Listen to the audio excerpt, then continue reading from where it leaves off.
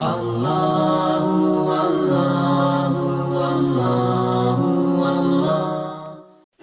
میں یہ پڑھ رہا ہوں رسول خدا کی روایت. اس کا اوپر کا عنوان ہے ایسی آیات کہ جو قبر میں نیکیاں پہنچانے کا باعث ہیں. اچھا مرنا مجھے بھی ہے اور مرنا آپ کو بھی ہے. آپ مریں گے تو میں آپ کی جگہ جواب نہیں دوں گا.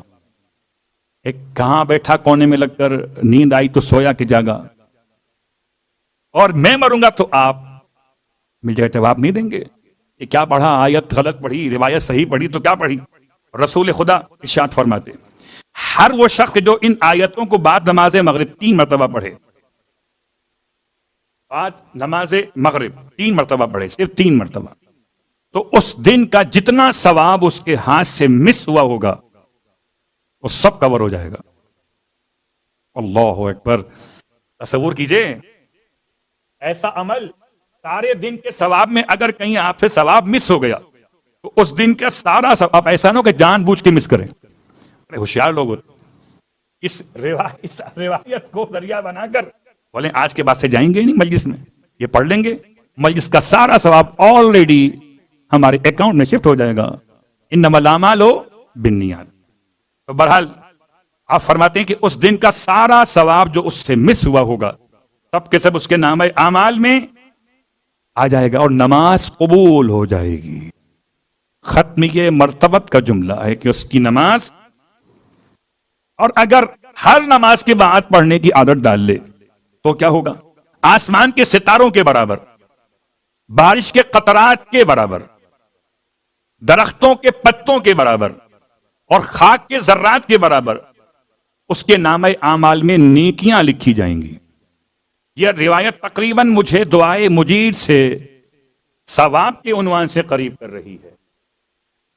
وہاں گناہ بخشے جانے کا حوالہ جو بھی آپ پڑھیں گے, یہاں ثواب لکھے جانے کی خبر ہے. پھر آپ فرماتے ہیں اگر وہ مر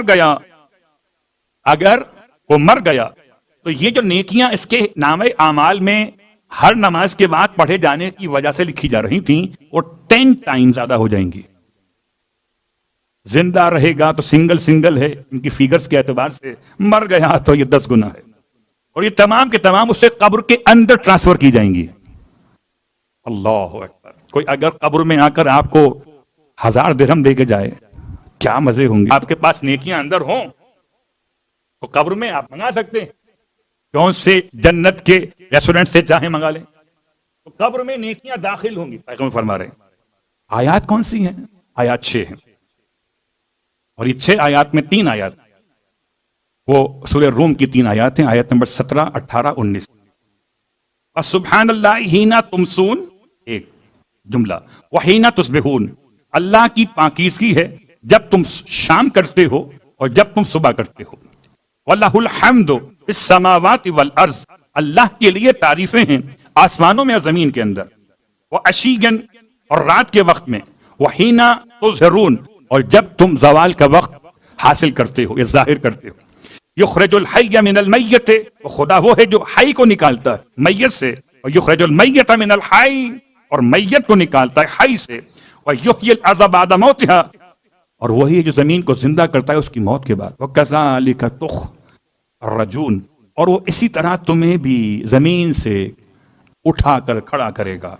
یہ 3 آیات تھیں وہ سورہ روم سے تھی, اور اب یہ 3 آیات سورہ صافات سے ہیں.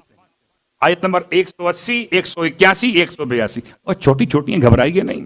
سبحان ربک رب العزت عما یصفون وسلام علی المرسلین والحمد للہ رب العالمین.